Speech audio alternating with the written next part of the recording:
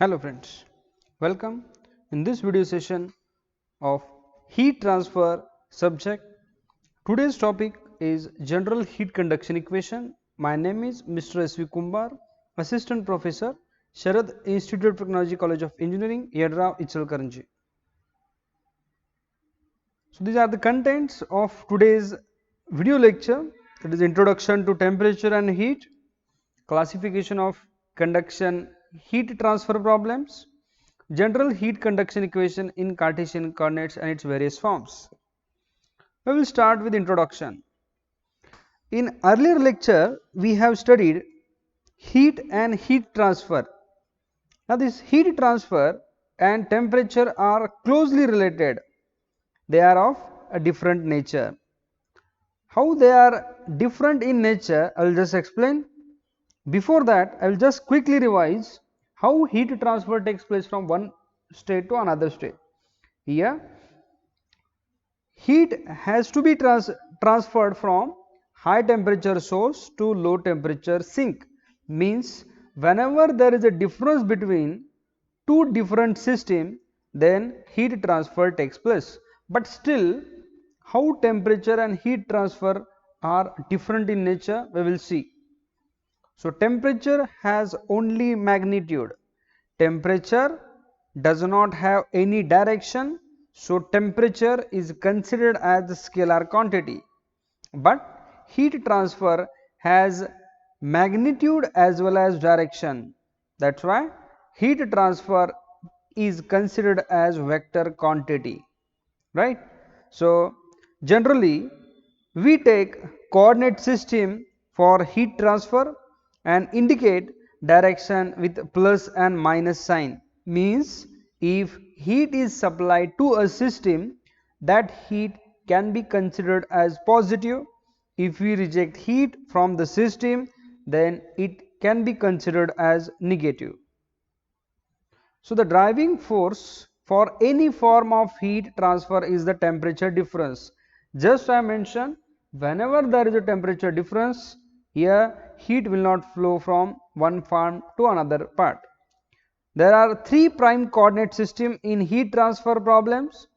First, rectangular, second, cylindrical, and third, spherical. We will see one by one. First, prime coordinate system is rectangular. So in rectangular system, it is a function of three space coordinates and time interval t. Let's check its figure. Here P point is considered in any system. So in this system, x, y, z, these are the coordinate system during time interval t is considered. Second one is the cylindrical one.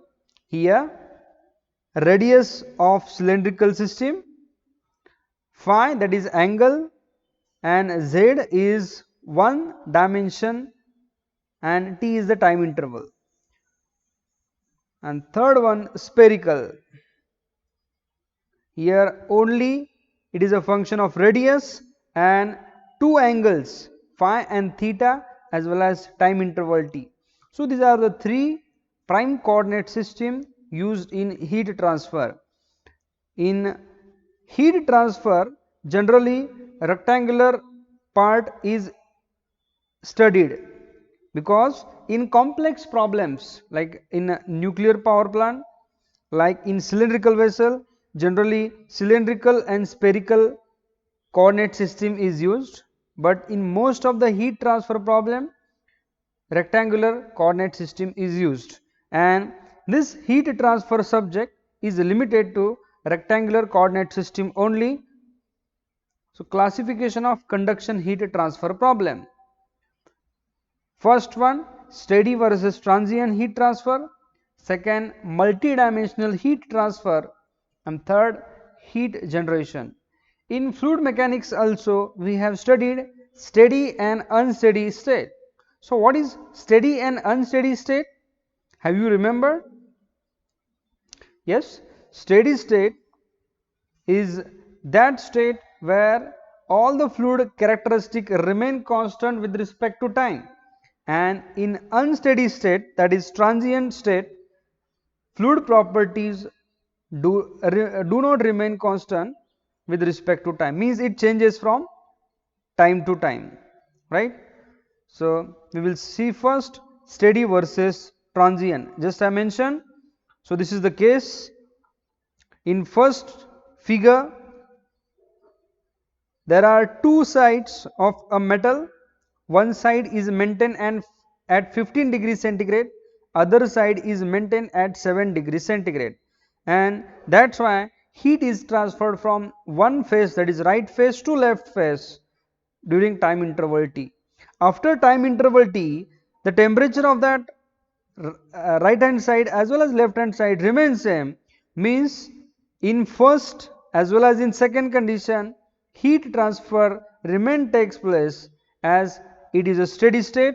So steady state implies no change with time at any point within the medium, right. So in steady state all the fluid properties remain constant with respect to time. So even after time interval t, the heat transfer remains same, that is Q2 is equal to Q1. But in unsteady state or transient state, so at time 2 pm the temperature of left wall is 15 degrees centigrade and temperature of right wall is 7 degrees centigrade. So Q1 is the amount of heat transferred at 2 pm, and after 5 pm, here the temperature of both wall is reduced, that is at 5 pm the temperature of left wall is 12 degrees centigrade and temperature of right wall is 5 degrees centigrade. So here the amount of heat transfer Q2 is different than Q1, it will be less. So that's why it is a transient heat transfer or unsteady state heat transfer in which there is a variation with the time or time dependence. Okay. So next, multi-dimensional heat transfer. Generally, heat transfer problems are classified as one dimensional, two dimensional, three dimensional. In one dimensional heat transfer problem, the heat will be transferred through one of the coordinate axes, that is only x, only y or only z. In two dimensional heat transfer problem, heat will transfer in a two direction at a time, xy or yz or xz. But in three dimensional problem, heat will transfer along all three coordinate axes. So in most of the general case, heat transfer through a medium is three dimensional. But however, some problems can be classified as two or one dimensional depending upon the relative magnitude of heat transfer rate in different direction and the level of accuracy desired. Third one, heat generation. So there are some example where heat is generated inside. First example, electrical energy being converted to heat at a rate of I square R. Whenever electricity flows through a wire, so there is a generation of internal heat energy. You might have experienced, if you touch the insulation, you will find there is some heat energy at insulation. You will find some warmer place. Second best example is fuel element of nuclear reactor. In nuclear reactor, there is a generation of internal heat energy, and third one, exothermic chemical reaction. So in heat generation is a volumetric phenomenon and the rate of heat generation is watt per meter cube. Now we will come to general heat conduction equation in Cartesian coordinate. Before going to start the derivation of heat conduction equation in Cartesian coordinate, let me quickly draw a figure of three dimensional form, that is x, y, z, and here one elemental volume is kept. All the three directions are considered x, y and z, and a point A is situated at x, y, z points, right. Now consider an infinitesimal rectangular parallel pipe, that is volume element, of side dx, dy and dz parallel to respective axis, that is x, y and z, in a medium in which temperature is varying with location and time as shown in figure. Let us say T is the temperature of phase ABCD. Now here the phase ABCD is this one, A, B, C, D. The temperature of this phase ABCD is T, and this temperature may be assumed uniform over the entire surface ABCD, since the area of this phase can be made arbitrarily small. It is very small. dt upon dx is the temperature change and rate of change along x direction. In earlier video lecture we called it as temperature gradient. So dt upon dx is the temperature gradient along x axis. Then dt dou t upon dou x into dx is equal to change of temperature through distance dx. Here ABCD is the phase which is having temperature T. So from this ABCD, dt upon dx is the temperature gradient, but at phase EFGH the temperature gradient can be written as T, which is the temperature of ABCD phase, plus dou T upon dou x into dx, that is temperature on right phase, that is EFGH, through distance dx. Also Kx, Ky, Kz, these are the thermal conductivities in the direction of x, y, z. If thermal conductivities are different in different direction, so that material can be considered as anisotropic, and if thermal conductivity are same in all the direction, that material is considered as isotropic material, right? Now we will see energy balance equation for volume element. Net heat accumulated in the element due to conduction of heat from all coordinate direction considered, it will be equation A, plus heat generated within the element, that will be considered as B, which is equal to energy stored in the element. This is energy balance equation. Whatever amount of heat which is conducted from all sides, that will be equation A.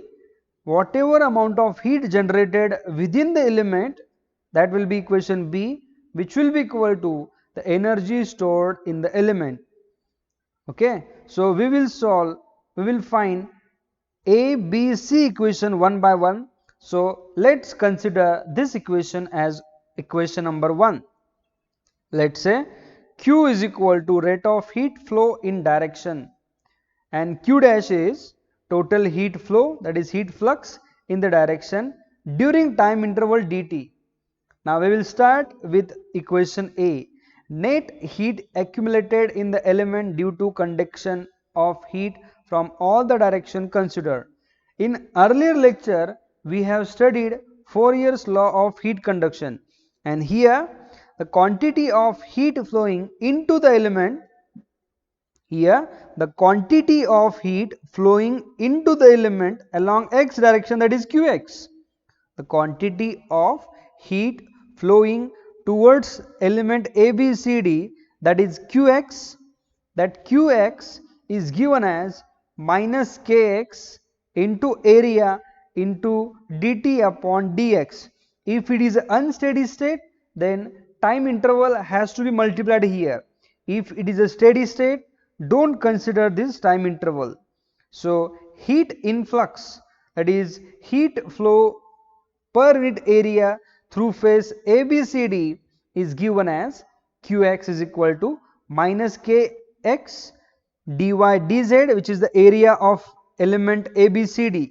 Area, as it is rectangular or square, so its area is dy multiplied by dz. So area of ABCD is dy into dz dt upon dx.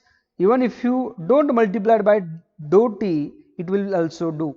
This is heat influx, that is heat flowing towards phase ABCD. Let us say it is a small one.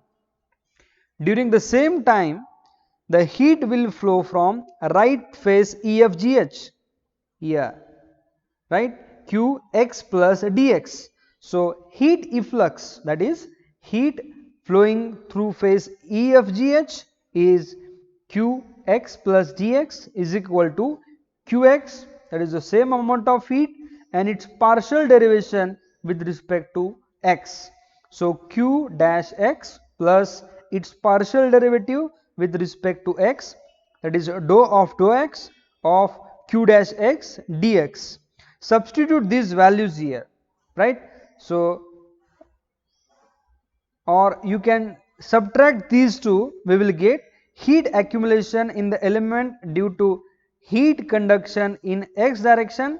This difference between these two, this minus this, Q dash x minus Q dash x dx plus dou of dou x Q dash x dx. So, Q dash x will get cancelled.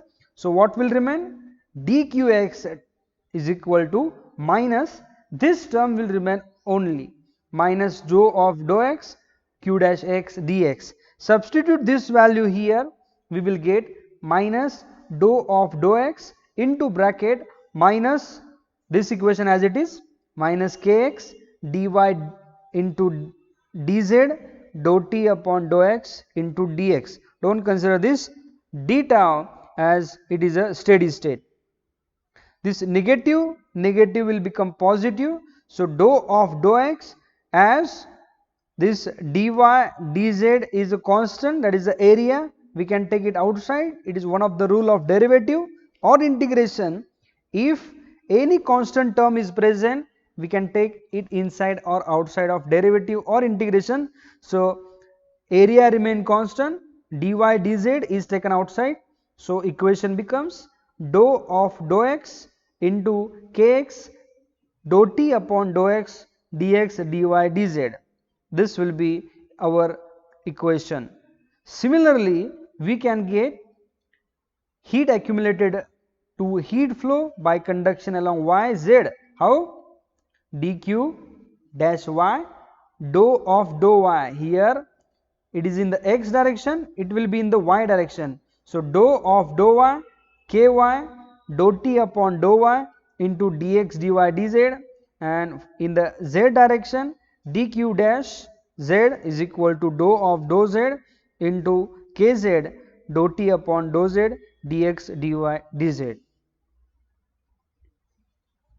Now, total heat accumulated in the element due to conduction from all the coordinates can be calculated by the addition of these three: equation 2.1, equation 2.2, equation 2.3, because equation 2.1 represent this is the amount of heat accumulation due to conduction along x axis. This 2.2 equation represent the heat accumulated due to flow by conduction along y, and equation 2.3 represent heat accumulated due to heat flow by conduction along z. So, addition of equation 2.1, 2.2 and 2.3 will give us net heat accumulated due to conduction from all the coordinates. So, this is the addition of these three: dou of dou x into bracket kx dou t upon dou x into dx dy dz plus dou of dou y ky dou t upon dou y dx dy dz plus dou of dou z kz dou t upon dou z dx dy dz. So, what is the similar term here? Yes, dx dy dz, it is the similar term which is taken outside. So, after simplification, dou of dou x, which is the first part, kx dou t upon dou x, and this dx dy dz is taken as common. This is our equation A. Equation B related to heat generation within element. Now, let us say the total heat generated in the element is given as Qg is equal to Qg into volume, where Qg is represented as the rate of heat generated per unit volume. Qg means, small qg means the amount of internal heat generated per unit volume.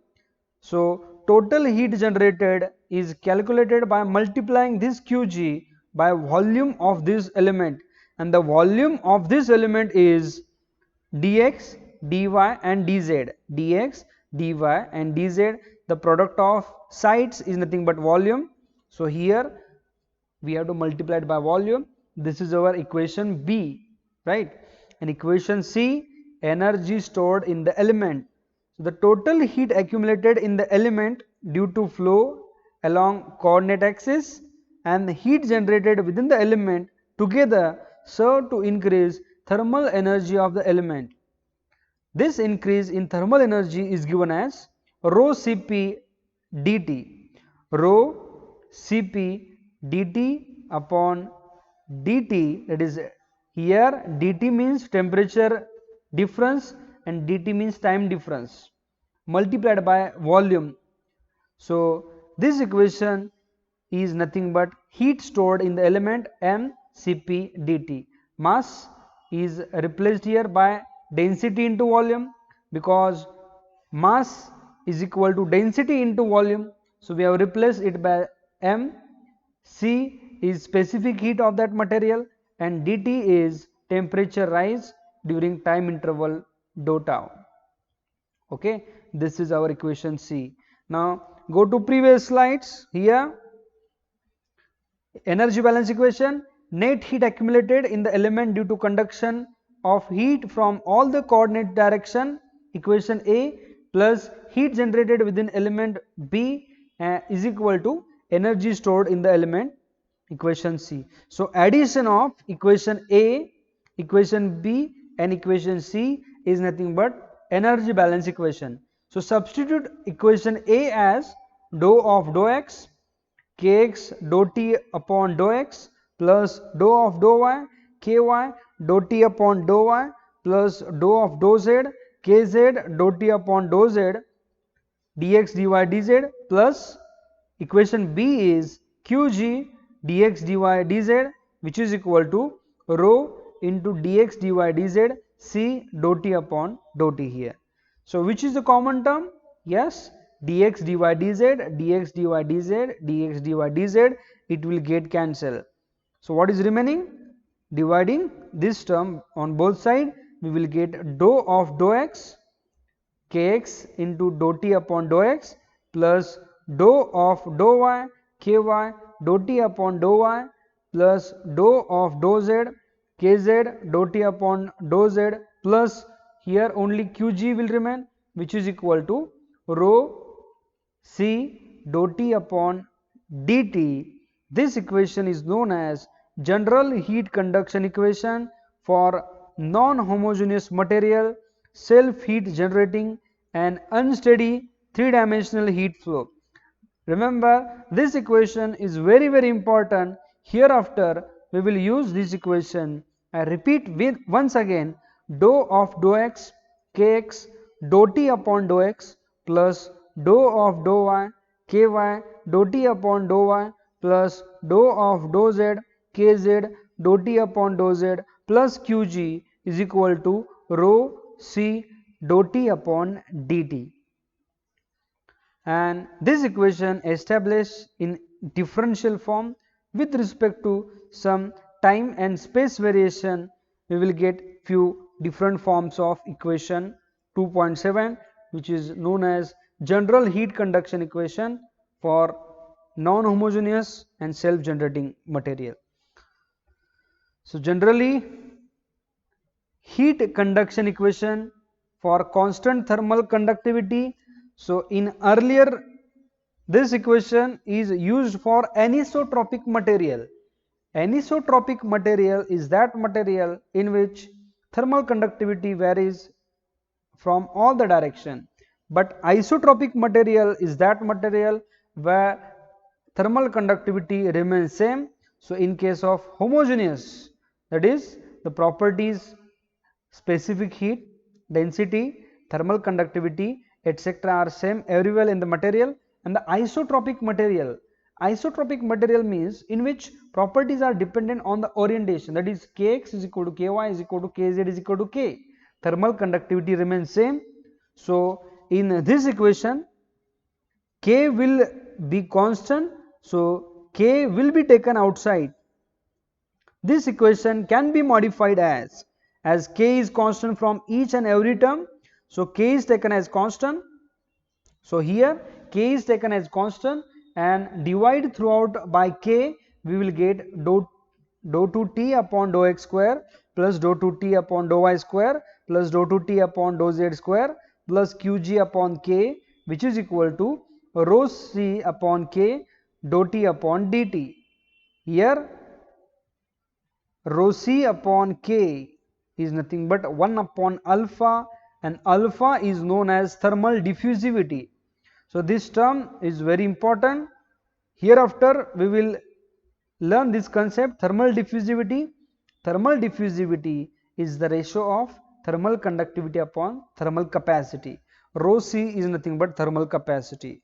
So as it is a reciprocal, 1 upon alpha dou t upon dou t, right? So the value of alpha is large. What does it mean? The faster will heat diffuse through the material and its temperature will change with time. Other simplified forms of this equation, now hereafter this is related to isotropic material.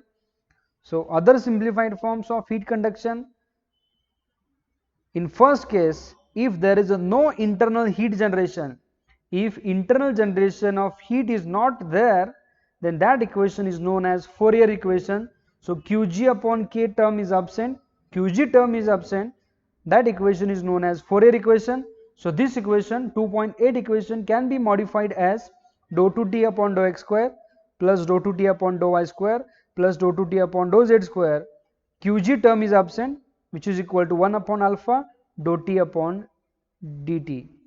This equation is known as Fourier equation as there is no internal heat source from the system. The next one, if dt upon dt, if it is a steady state, if it is a steady state, this equation will be 0. If it is a steady state, temperature will not change with respect to time, it will be considered as steady state, that equation is known as Poisson's equation. So this equation is modified as, here internal heat generation will be there, only right hand side will be 0, dou 2t upon dou x square plus dou 2t upon dou y square plus dou 2t upon dou z square plus Qg upon K is equal to 0. As it is a steady state, that equation is known as Poisson's equation. Next, in the absence of internal heat generation and absence, that is steady state, both Qg upon K and right hand side will be 0, that equation is known as Laplace equation. So Laplace equation can be written as dou 2t upon dou x square plus dou 2t upon dou y square plus dou 2t upon dou z square, which is equal to 0. Again, for one dimensional, only one dimension is considered out of x, y, z, steady state and one dimensional heat transfer, dou 2t upon dou x square plus Qg upon K is equal to 0. For steady state, one dimensional without internal heat generation, Qg upon K will be 0. So dou 2t upon dou x square is equal to 0. Similarly, for steady state, two dimensional without internal heat generation can be written as, just rewrite this equation in two dimensional, any two dimension, either x, y, here x, y is considered, dou 2t upon dou x square plus dou 2t upon dou y square is equal to 0. And similarly, for unsteady state, that is transient state, one dimensional without internal heat generation, dou 2t upon dou x square is equal to 1 upon alpha dou t upon dt. So thank you very much.